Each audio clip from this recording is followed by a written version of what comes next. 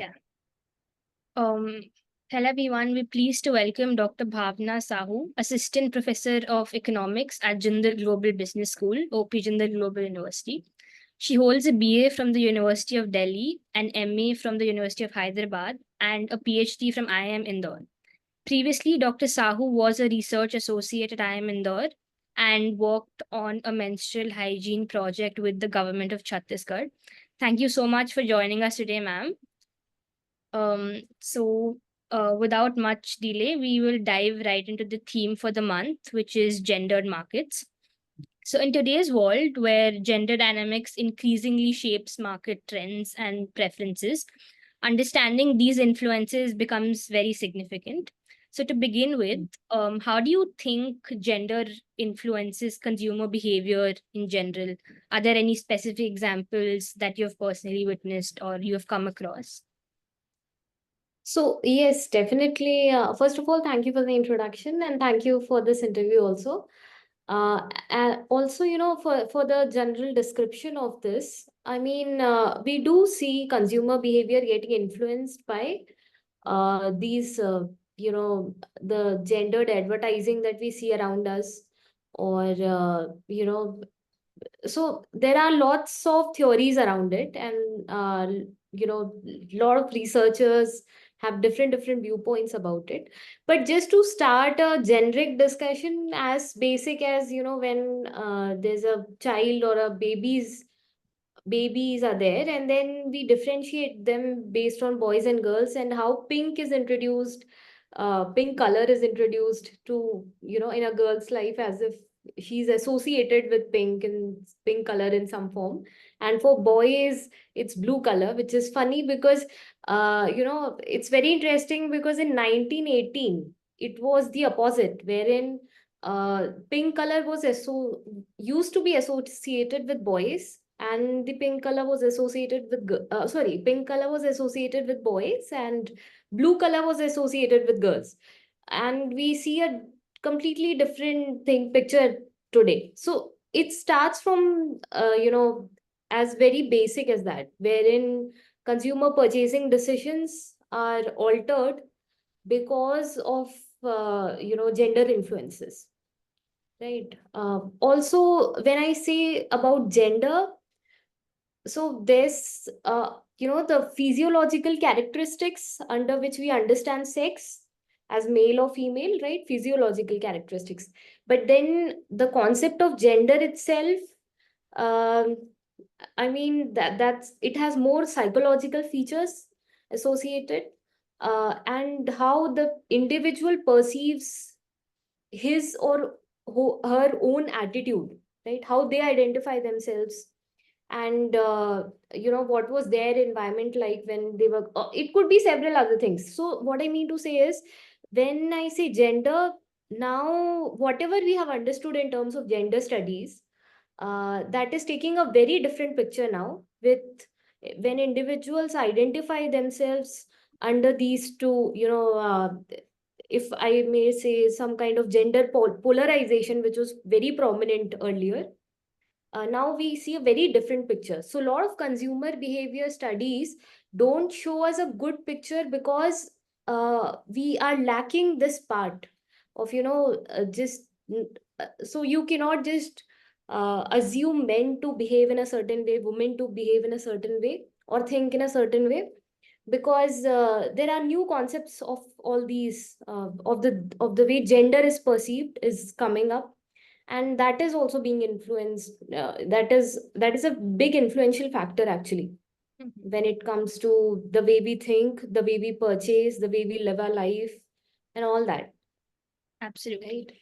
So now that you Yeah. give us like a more clearer idea of how the gender market dynamic works, I would like you to talk to us a little bit more about how broader macroeconomic policies impact these dynamics or specific phenomena like the pink tax. Since you've also like you have a lot of research interests and teaching interests in macroeconomics, so I specifically wanted to ask you this question. Yeah. So, in general, when we see these products of you know Like, for example, brands which will be associating themselves with the masculine aspects, or because I'm refraining the word man and woman, because that can be very, dicey at times, right? So the masculine aspects of a brand are there, and then there are feminine aspects of a brand. What I mean to say is, generally you will see that those commodities which are associated with more feminine aspects, or the brands that have targeted women, so these brands, these products, these segments will be more expensive as compared to the same category, same product segment for the other counterpart. For the, if it's for men, it might be of a certain amount, but it will be more expensive when it comes, the same product will be more expensive for a woman, right? So that is very funny. Plus, the pink tax will include a lot of discussions.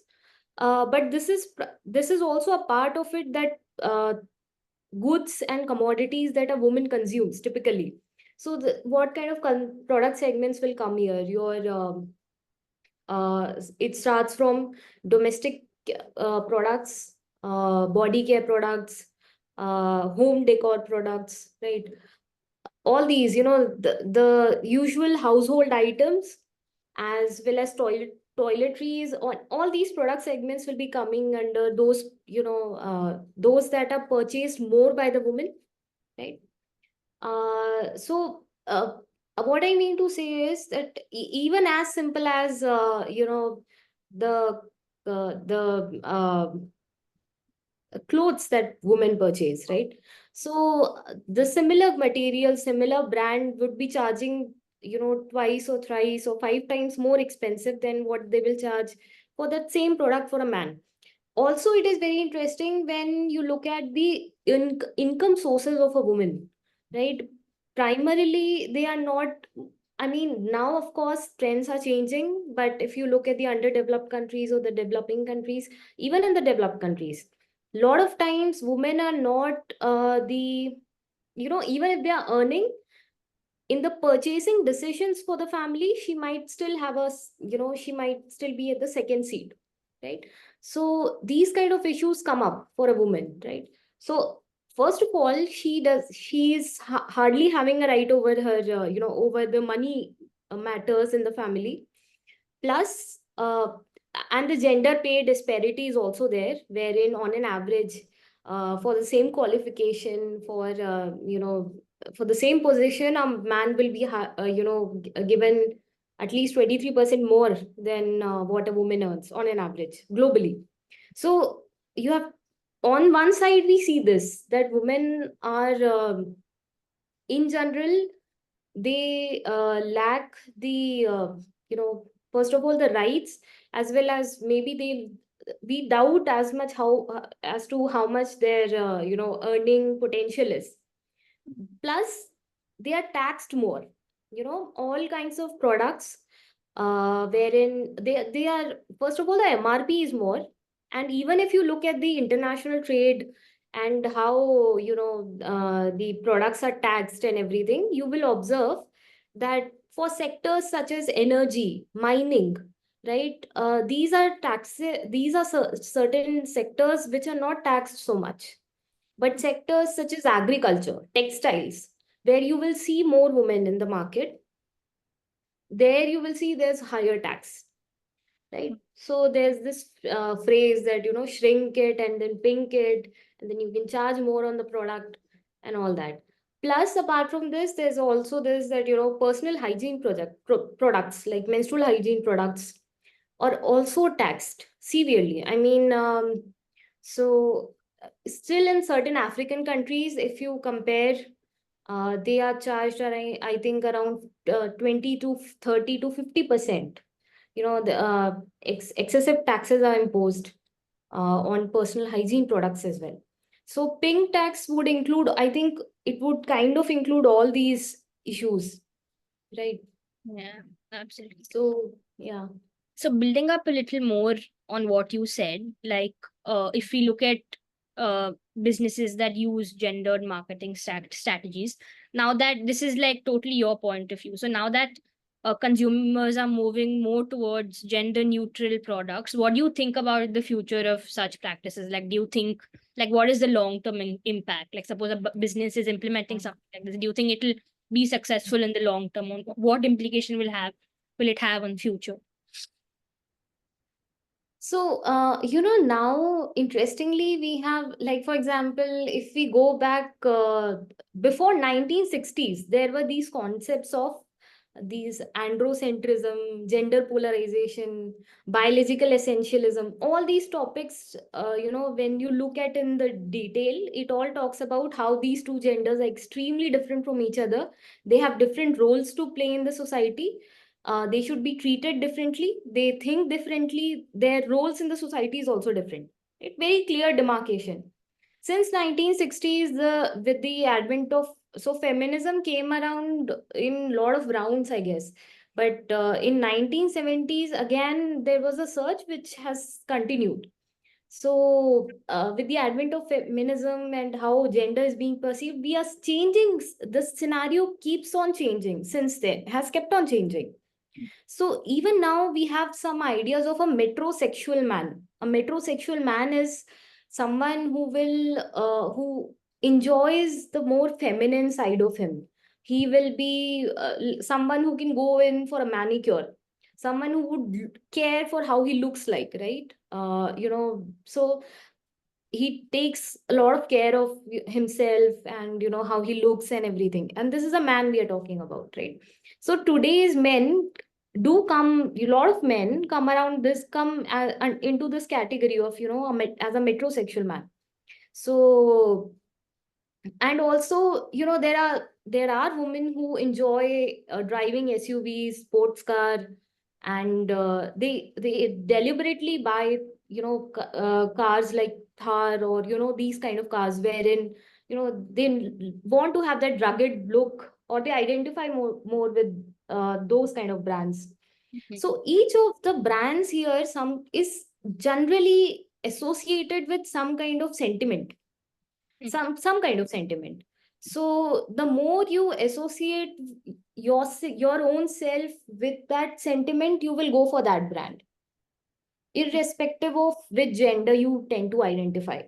So these lines are definitely blurring, and we need more studies on how gender is being perceived in the society, because the typical gender polarization things may not work now. Like even for online purchasing behavior, if we look at the usual studies talk about that, it's women shy away from those kind of purchasing decisions, or those kind of purchases where it's more risky. They Mhm. will shy away from risky purchases, and they feel that shopping is a more is a kind of experience which is more hedonistic. They will go out, they will have fun, and there is more emotional and happiness, and all this feelings are attached with this kind of an experience. Men on This is a general, these are general theories on consumer behavior. These used to prop up when online shopping came into existence. And men also, men think that they'll be more utilitarian in their perspective, and they will look around for information, and then they will make a decision. They don't care so much about risk factors. So but now with online shopping, is which is also very safe and very convenient for everyone. So now again, there is no reason for women to shy away from online purchasing, and in fact they are not.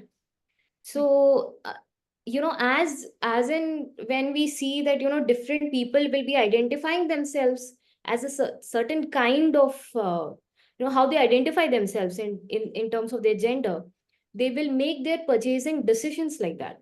So brands also have to be aware of that their usual, maybe in the longer run, their usual idea of this is for men, this is for women, might have to take a different form, right?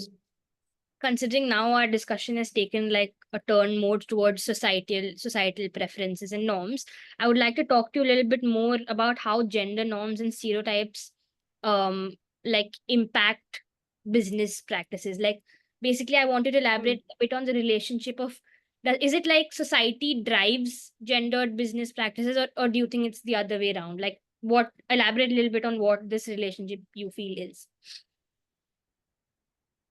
So, I mean, again, before 1960s, I would say even till 1970s, 80s, women are shown in pictures, posters, advertisements, doing the household work.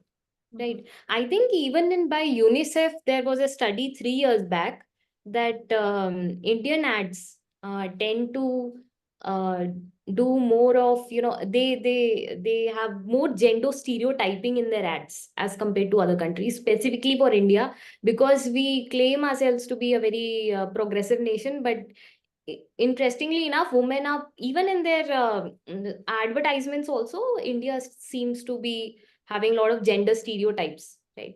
So but what I mean to say is that from 1970s, 1980s, yes, of course, for all the domestic chores, household work, you will see a woman doing and taking care of the kitchen and the house, etc. Nowadays, of course, there has been, we see there'll be a woman biker, you know, and even for domestic work, we'll see that, the husband will be taking care of the family, etc. So again, things are changing, and it's very interesting as to what reflects on what. We don't know if the society is showing the society, what society is showcasing first, and then ads are copying it, or it's the influence of ads on us that we make. This is quite interesting because it kind of goes together, it kind of goes hand in hand. And we do see that definitely there has been a change, but still, at least for India, I can say that we have a long way to go in terms of gender neutrality. Our ads and our and these ads are very small ads, but they have a very strong social message sometimes, and this gets ingrained in our brains, whoever is watching these ads on a regular basis. In every typical Indian family, we'll see these kind of ads going around. So of course it has an impact. And it's not a good thing that in our ads we see a lot of gender stereotyping in our country. Still now, till now, unfortunately. Absolutely. Right. Okay, so since I think now we've covered most of the important aspects, there's one extra question I had from my end. Yeah. As I was reading your introduction as well, I came across the menstrual hygiene project that you worked on. So if you Yeah. would like to elaborate a little bit about what this project was, and like how like what is the focus? So that project I was, so this is actually menstrual hygiene management program is an initiative by the government of India. A lot of state governments have taken part in it, and furthermore, it has come down to the district magistrate of every city, and how these IS officers have been planning how to work around the same project in the district, in that particular district. So this particular project that I worked for, I realized that so we did a small pilot study kind to first of all understand where the district is. So there we looked at first of all the usual questions, like for example the awareness among women about the menstrual hygiene products and how they understand menstruation, right? What do they understand about menstruation as such, and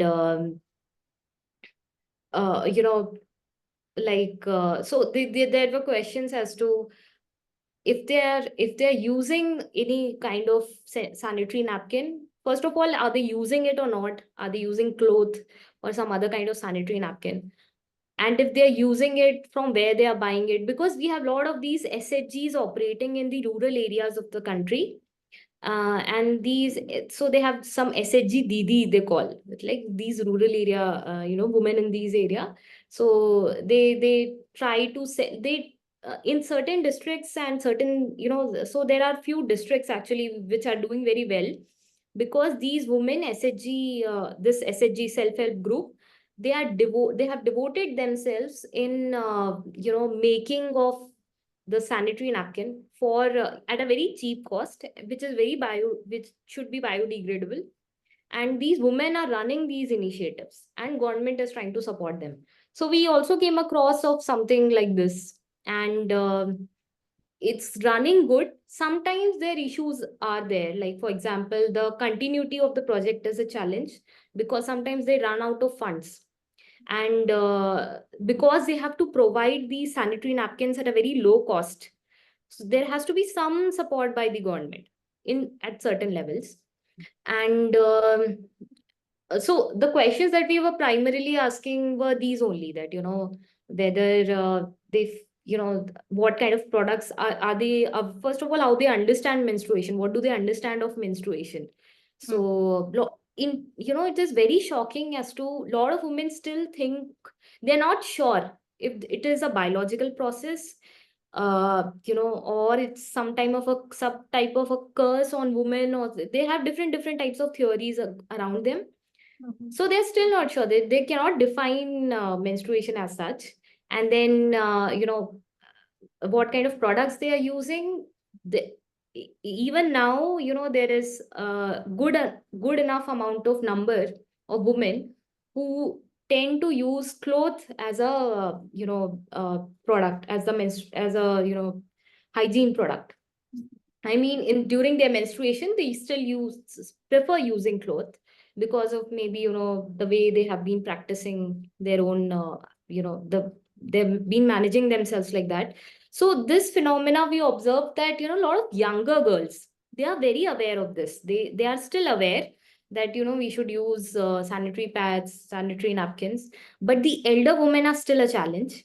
And I also came across few cases wherein they are struggling with, uh, they came across certain diseases because they were not aware of this, and they are still not ready to accept that this happened because they were not using a proper menstrual hygiene product. So those kind of challenges are still there. Plus, we also realized the way the way they decompose or throw off their product. So there is no proper way of decomposing the menstrual waste.